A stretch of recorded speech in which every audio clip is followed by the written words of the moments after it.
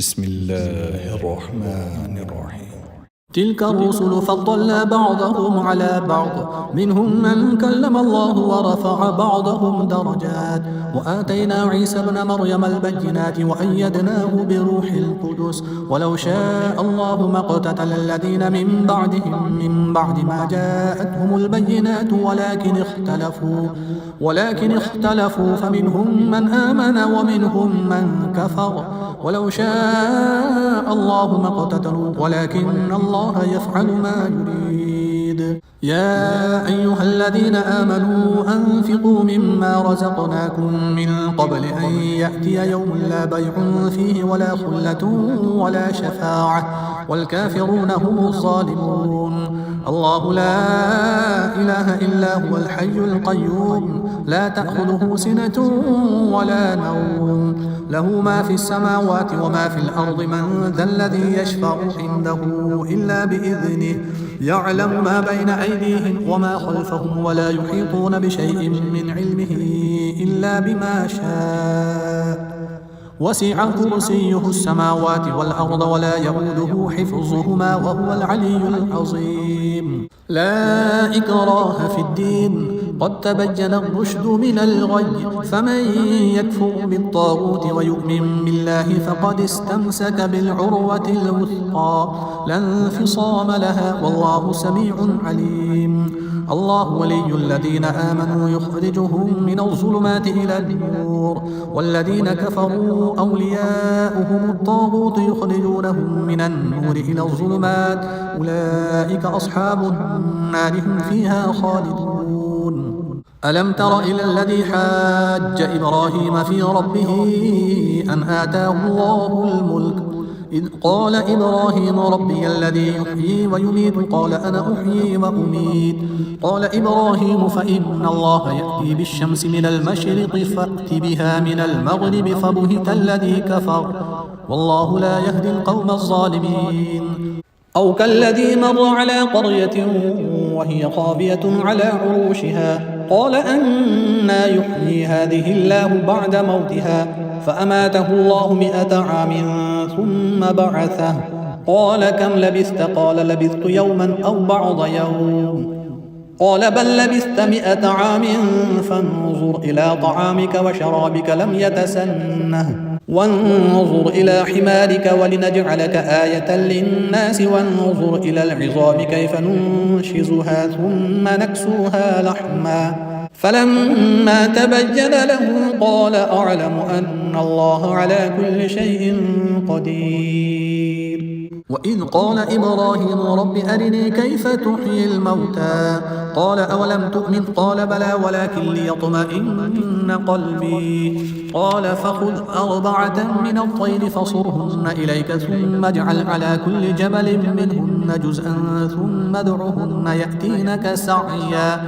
واعلم أن الله عزيز حكيم. مثل الذين ينفقون أموالهم في سبيل الله كمثل حبة أنبتت 7 سنابل في كل سنبلة 100 حبة، والله يضاعف لمن يشاء، والله واسع عليم. الذين ينفقون أموالهم في سبيل الله ثم لا يتبعون ما أنفقوا منا ولا أذى لهم أجرهم عند ربهم ولا خوف عليهم ولا هم يحزنون. قول معروف ومغفرة خير من صدقة يتبعها أذى، والله غني حليم. يا أيها الذين آمنوا لا تبطلوا صدقاتكم بالمن والأذى كالذي ينفق ماله رئاء الناس ولا يؤمن بالله واليوم الآخر، فمثله كمثل صفوان عليه تراب فأصابه وابل فتركه صلدا، لا يقدرون على شيء مما كسبوا، والله لا يهدي القوم الكافرين. ومثل الذين ينفقون أموالهم ابتغاء مرضات الله وتثبيتا من أنفسهم كمثل جنة بربوة أصابها وابل فآتت أكلها ضعفين، فإن لم يصبها وابل فطل، والله بما تعملون بصير. أيود أحدكم أن تكون له جنة من نخيل وأعناب تجري من تحتها الأنهار له فيها من كل الثمرات فأصابه الكبر وله ذرية ضعفاء فأصابها إعصار فيه نار فاحترقت كذلك يبين الله لكم الآيات لعلكم تتفكرون يا أيها الذين آمنوا أنفقوا من طيبات ما كسبتم ومما أخرجنا لكم من الأرض ولا تيمموا الخبيث منه تنفقون ولستم بآخذيه إلا أن تغمضوا فيه واعلموا أن الله غني حميد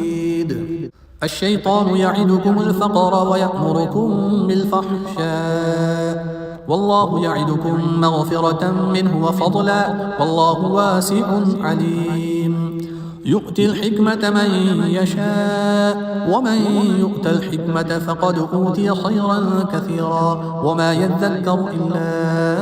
أولو الألباب وما أنفقتم من نفقة أو نذرتم من نذر فإن الله يعلمه وما للظالمين من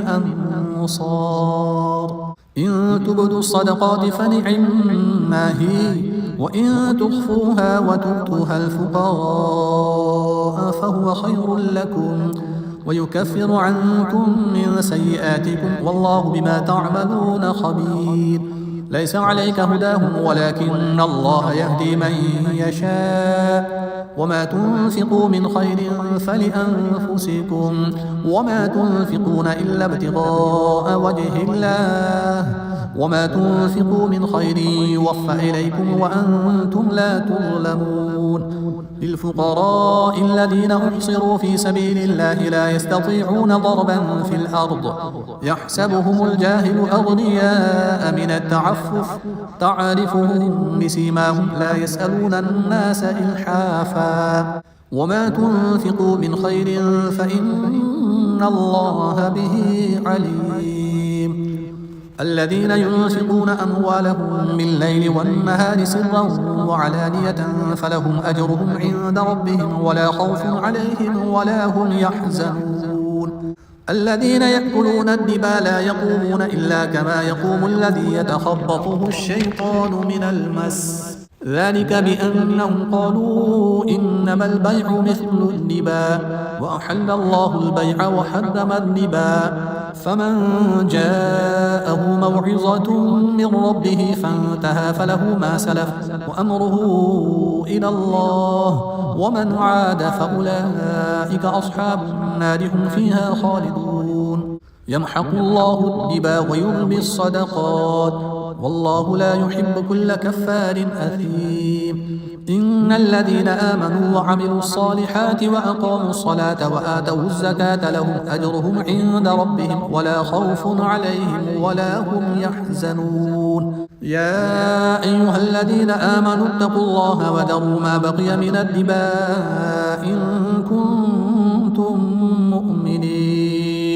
فإن لم تفعلوا فأذنوا بحرب من الله ورسوله وإن تبتم فلكم رؤوس أموالكم لا تظلمون ولا تظلمون وإن كان ذو عسرة فنظرة إلى ميسرة وأن تصدقوا خير لكم إن كنتم تعلمون واتقوا يوما ترجعون فيه إلى الله ثم توفى كل نفس ما كسبت وهم لا يظلمون يا أيها الذين آمنوا إذا تداينتم بدين إلى أجل مسمى فاكتبوه وليكتب بينكم كاتب بالعدل ولا يأبى كاتب أن يكتب كما علمه الله فليكتب وليملل الذي عليه الحق وليتق الله ربه ولا يبخس منه شيئا فإن كان الذي عليه الحق سفيها أو ضعيفا أو لا يستطيع أن يمل هو فليملل وليه بالعدل واستشهدوا شهيدين من رجالكم فإن لم يكونا رجلين فرجل وامرأتان ممن ترضون من الشهداء أن تضل إحداهما فتذكر إحداهما الأخرى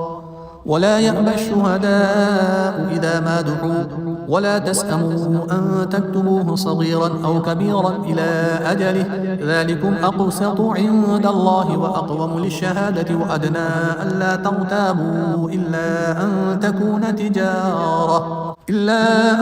تكون تجارة حاضرة تديرونها بينكم فليس عليكم جناح ألا تكتبوها وأشهدوا إذا تبايعتم ولا يضار كاتب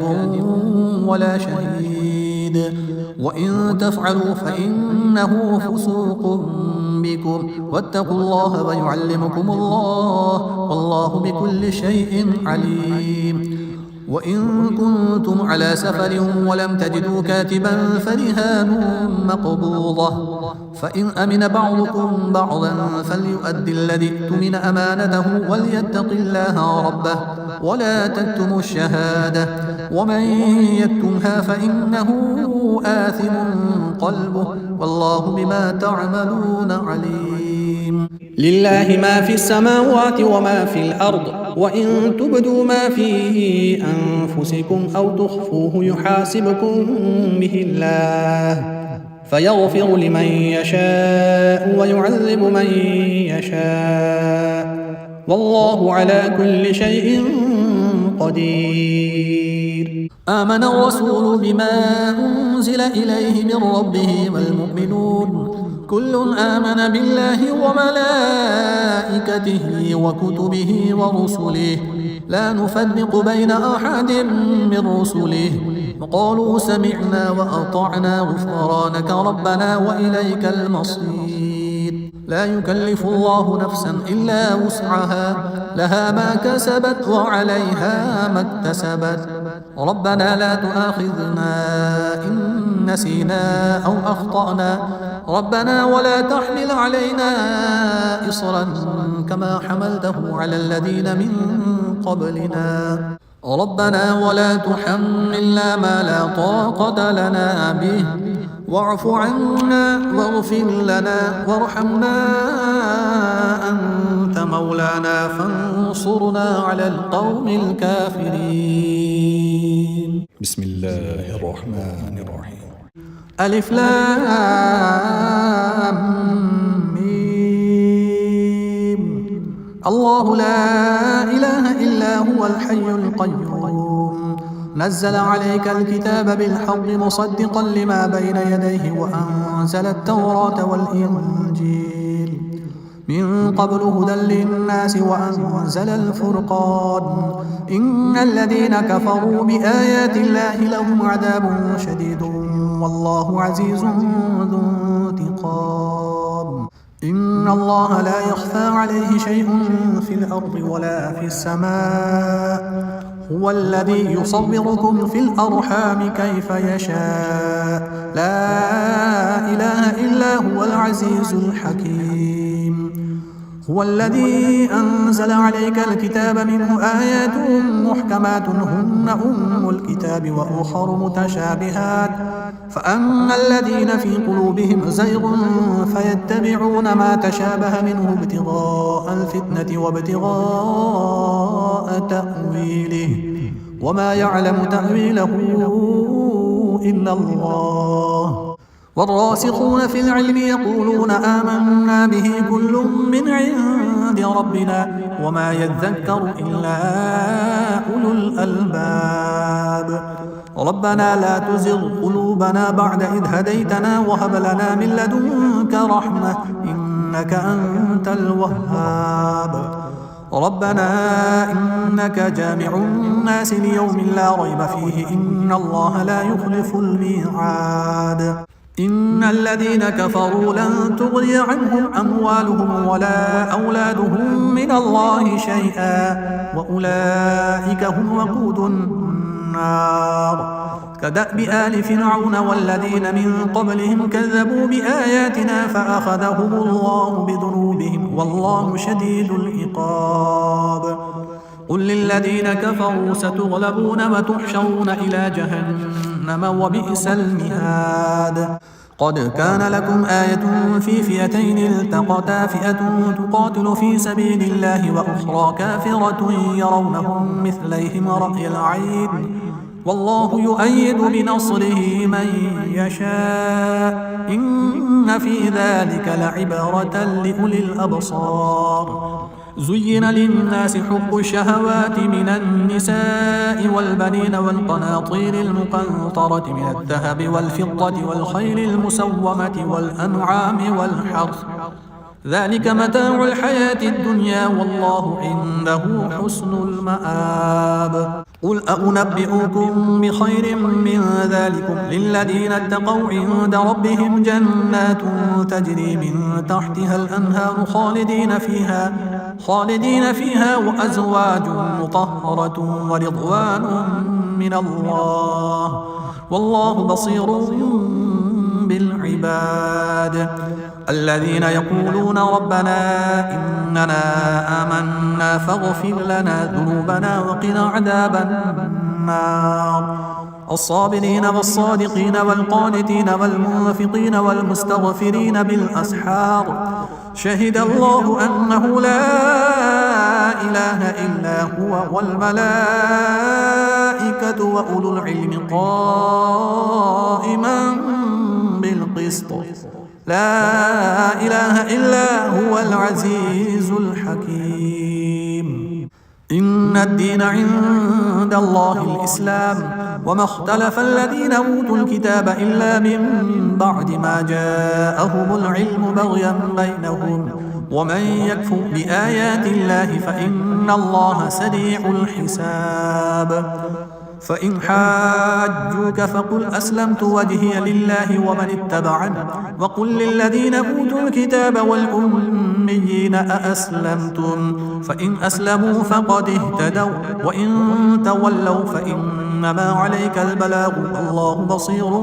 بالعباد إن الذين يكفرون بآيات الله ويقتلون النبيين بغير حق ويقتلون الذين يأمرون بالقسط من الناس فبشرهم بعذاب أليم أولئك الذين حبطت أعمالهم في الدنيا والآخرة وما لهم من ناصرين ألم تر إلى الذين أوتوا نصيبا من الكتاب يدعون إلى كتاب الله ليحكم بينهم ثم يتولى فريق منهم وهم معرضون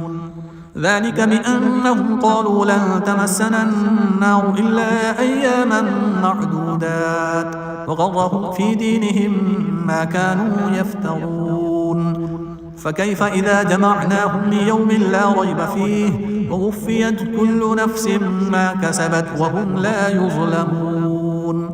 قل اللهم مالك الملك تؤتي الملك من تشاء وتنزع الملك ممن تشاء وتعز من تشاء وتذل من تشاء بيدك الخير إنك على كل شيء قدير تولج الليل في النهار وتولج النهار في الليل وتخرج الحي من الميت وتخرج الميت من الحي وترزق من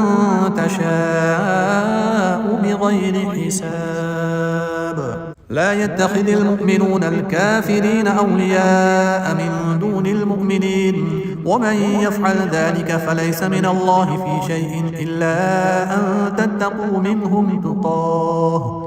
ويحذركم الله نفسه وإلى الله المصير قل إن تخفوا ما في صدوركم أو تبدوه يعلمه الله ويعلم ما في السماوات وما في الأرض والله على كل شيء قدير يوم تجد كل نفس ما عملت من خير محضرا وما عملت من سوء تود لو أن بينها وبينه أمدا بعيدا ويحذركم الله نفسه والله رؤوف بالعباد قل إن كنتم تحبون الله فاتبعوني يحببكم الله ويغفر لكم ذنوبكم والله غفور رحيم قل أطيعوا الله والرسول فإن تولوا فإن الله لا يحب الكافرين. إن الله اصطفى آدم ونوحا وآل إبراهيم وآل عمران على العالمين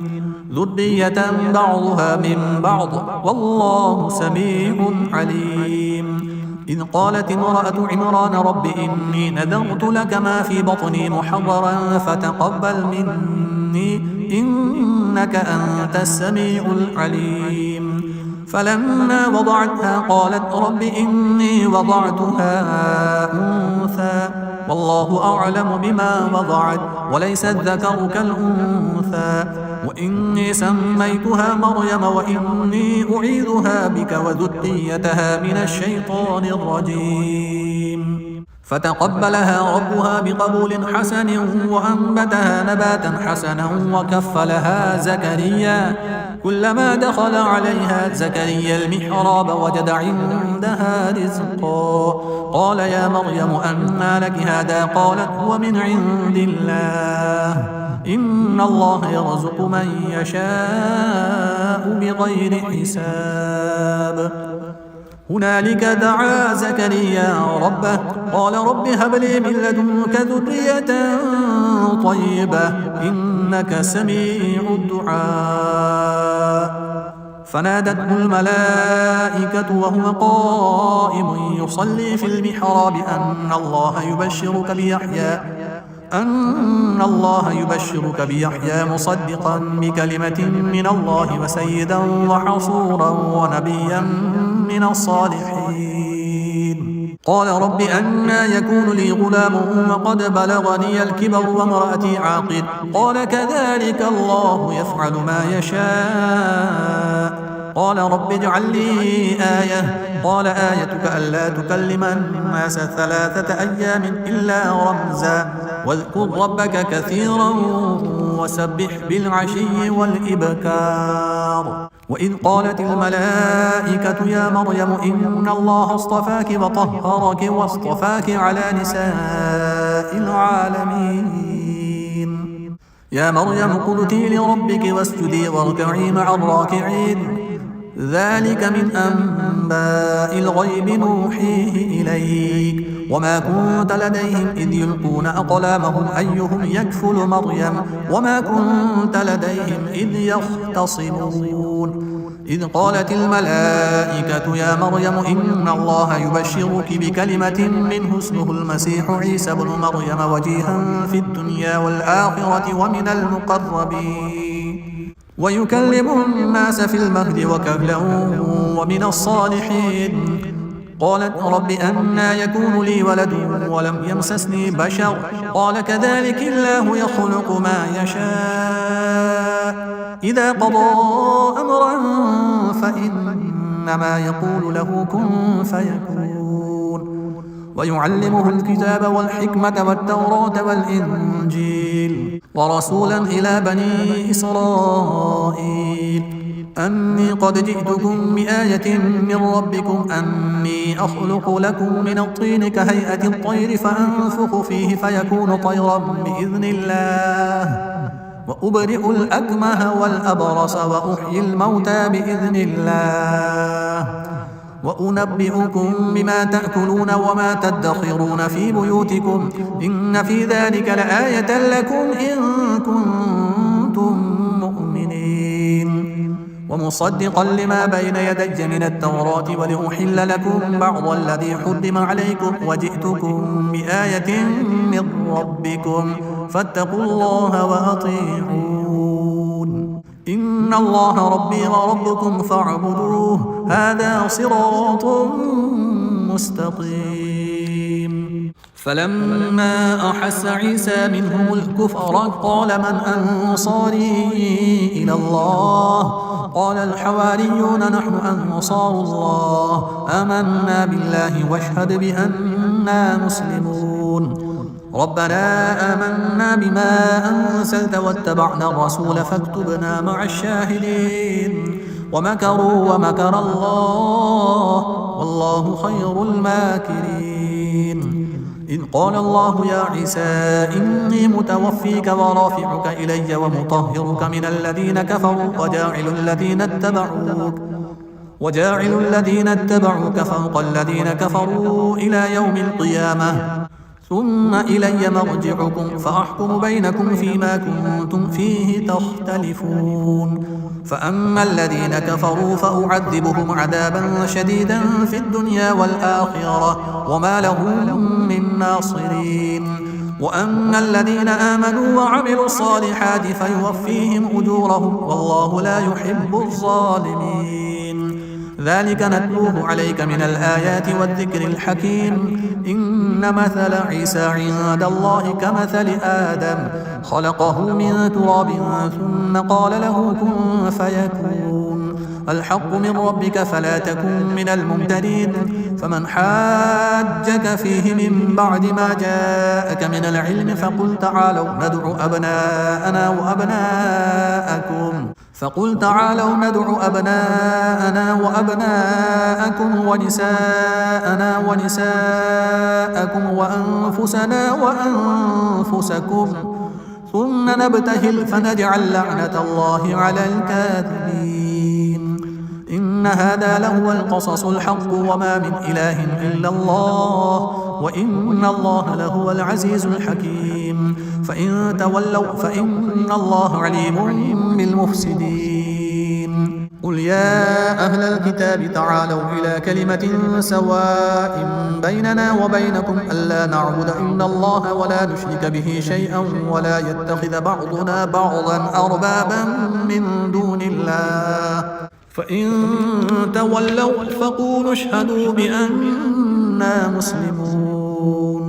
يا أهل الكتاب لم تحاجون في إبراهيم وما أنزلت التوراة والإنجيل إلا من بعده أفلا تعقلون ها أنتم هؤلاء حاججتم فيما لكم به علم فلم تحاجون فيما ليس لكم به علم والله يعلم وأنتم لا تعلمون ما كان إبراهيم يهوديا ولا نصرانيا ولكن كان حنيفا مسلما وما كان من المشركين إن أولى الناس بإبراهيم للذين اتبعوه وهذا النبي والذين آمنوا والله ولي المؤمنين ودت طائفة من أهل الكتاب لو يضلونكم وما يضلون إلا أنفسهم وما يشعرون يا أهل الكتاب لم تكفرون بآيات الله وأنتم تشهدون يا أهل الكتاب لم تلبسون الحق بالباطل وتكتمون الحق وأنتم تعلمون وقالت طائفة من أهل الكتاب آمنوا بالذي أنزل على الذين آمنوا وجه النهار واكفروا آخره لعلهم يرجعون ولا تؤمنوا إلا لمن تبع دينكم قل إن الهدى هدى الله أن يؤتى أحد مثل ما أوتيتم أو يحاجوكم عند ربكم قل إن الفضل بيد الله يؤتيه من يشاء والله واسع عليم يختص برحمته من يشاء والله ذو الفضل العظيم ومن أهل الكتاب من إن تأمنه بقنطار يؤده إليك ومنهم من إن تأمنه بدينار لا يؤده إليك إلا ما دمت عليه قائما ذلك بأنهم قالوا ليس علينا في الأميين سبيل ويقولون على الله الكذب وهم يعلمون بلى من أوفى بعهده واتقى فإن الله يحب المتقين إن الذين يشترون بعهد الله وأيمانهم ثمنا قليلا أولئك لا خلاق لهم في الآخرة ولا يكلمهم الله ولا ينظر إليهم يوم القيامة ولا يزكيهم ولهم عذاب أليم وإن منهم لفريقا يلوون ألسنتهم بالكتاب لتحسبوه من الكتاب وما هو من الكتاب ويقولون هو من عند الله وما هو من عند الله ويقولون على الله الكذب وهم يعلمون. ما كان لبشر أن يؤتيه الله الكتاب والحكم والنبوة ثم يقول للناس كونوا عبادا لي من دون الله ولكن كونوا ربانيين بما كنتم تعلمون الكتاب وبما كنتم تدرسون. ولا يأمركم أن تتخذوا الملائكة والنبيين أربابا أيأمركم بالكفر بعد إذ أنتم مسلمون. وإذ أخذ الله ميثاق النبيين لما آتيتكم من كتاب وحكمة ثم جاءكم رسول مصدق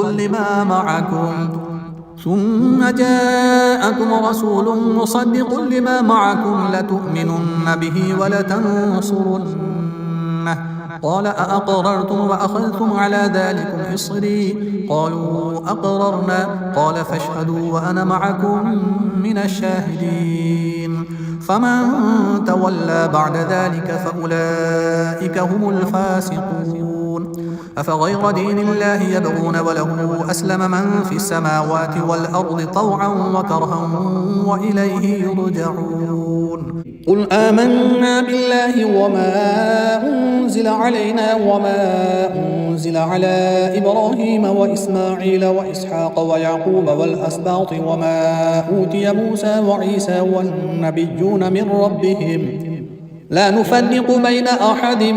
منهم ونحن له مسلمون. ومن يبتغ غير الإسلام دينا فلن يقبل منه وهو في الآخرة من الخاسرين. كيف يهدي الله قوما كفروا بعد إيمانهم وشهدوا أن الرسول حق وجاءهم البينات والله لا يهدي القوم الظالمين. أولئك جزاؤهم أن عليهم لعنة الله والملائكة والناس أجمعين خالدين فيها لا يخفف عنهم العذاب ولا هم ينظرون إلا الذين تابوا من بعد ذلك وأصلحوا فإن الله غفور رحيم. إن الذين كفروا بعد إيمانهم ثم ازدادوا كفرا لن تقبل توبتهم وأولئك هم الضالون. إن الذين كفروا وماتوا وهم كفار فلن يقبل من أحدهم ملء الأرض ذهبا ولو افتدى به أولئك لهم عذاب أليم وما لهم من ناصرين.